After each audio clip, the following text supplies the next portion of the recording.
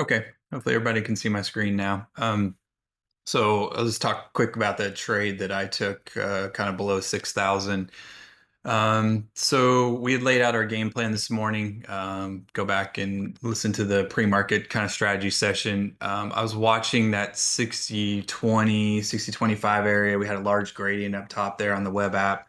It's going to be difficult, most likely, to push up past that level. We started failing really into right after the euro close, 11:30. We tried a couple pushes, couldn't really push through.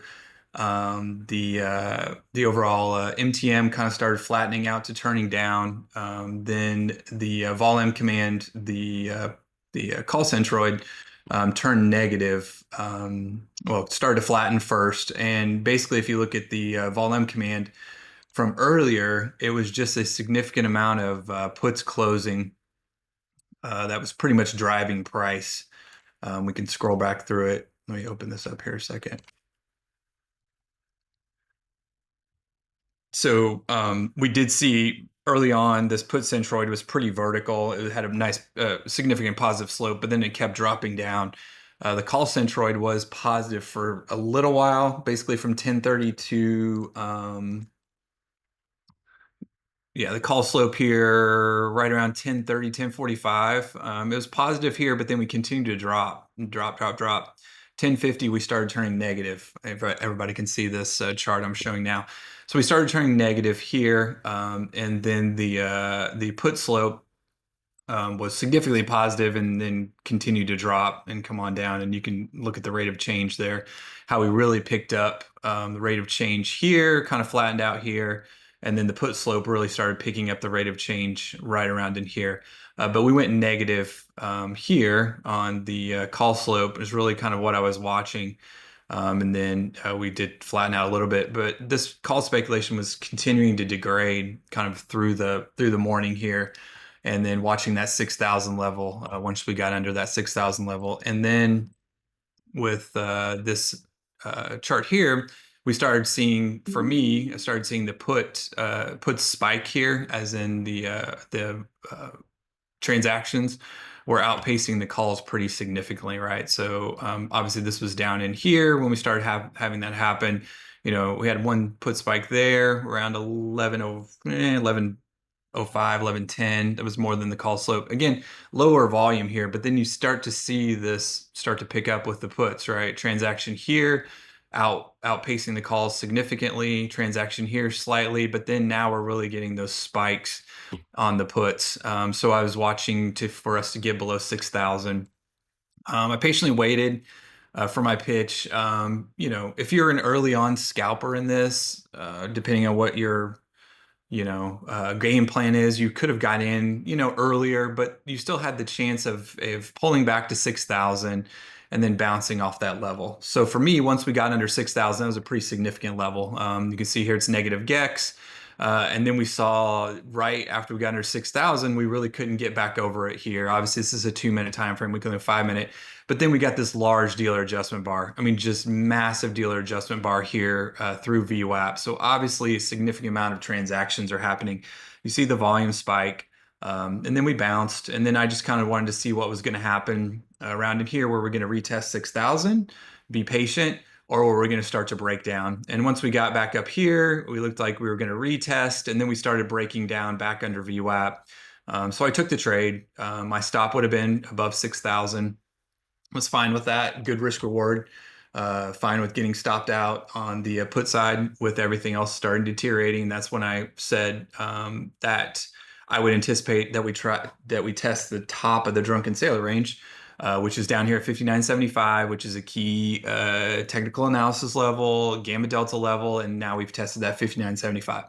So that's where I basically got out of the rest of my position. I got out for 100% on the dollar, and then I had just a few trailing ones left and got out at $1.50 on those puts. And those were out of the money. I usually like to trade in the money, at the money, but I was late.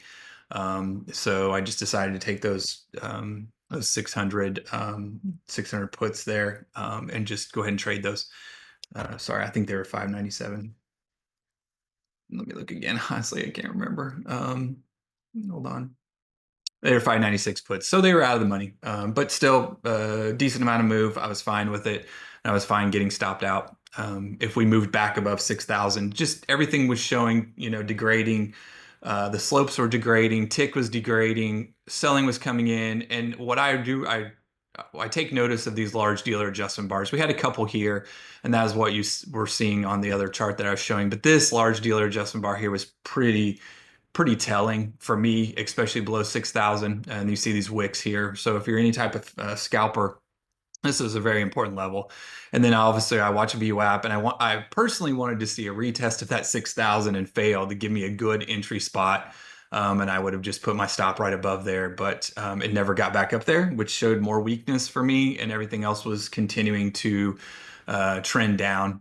So we got that move, big dealer adjustment bar. So if you're in the trade here, somewhere around in here, and we get this big dealer adjustment bar, you take profit and you lock in profit on, a portion of your position, and then you can trail however you wish, whatever your scalping style is. You can trail VWAP, you can trail a moving average, you can do price action. You can pick this dealer adjustment bar and say, if price recovers, three quarters of this dealer adjustment bar, then I'm out the rest of the trade. However you want to do that, from a scalping 0DT standpoint. So anyway, that's how I play it. And then this dealer adjustment bar here was pretty telling, highest volume here. So this, could be a lot of puts transacting, monetizing, and getting out of the trade because we've already had a pretty significant move. So this will continue to watch here. I'd anticipate us to stall around the top of the drunken sailor range. If we get below the top of the drunken sailor range, then we move on to that other part of the game plan where we talked about the failure of top of drunken sailor range, and then having the opportunity to be in some sort of trade for a move down towards 59.50.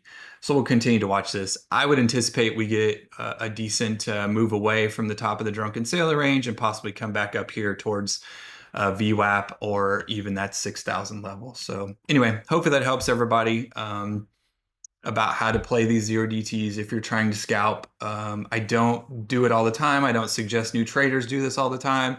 It's very difficult.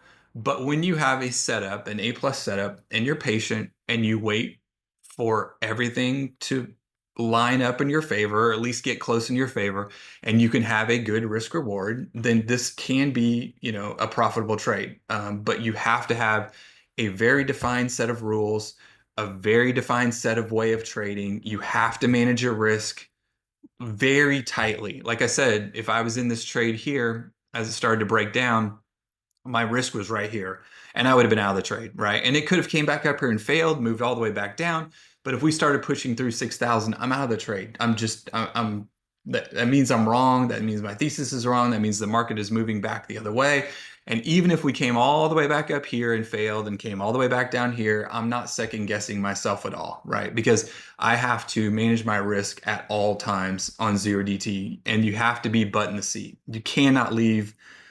If you're doing, just directional and naked, you cannot leave at all because these move so fast. These went from 50 cents to $1.50 in, less than 10 minutes, 13.44. So I guess 30 minutes. But when you get these big moves here, you have to have orders already out there for limit, to take limit positions off, right? And that's the only way you can do that. So anyway, hopefully that helps.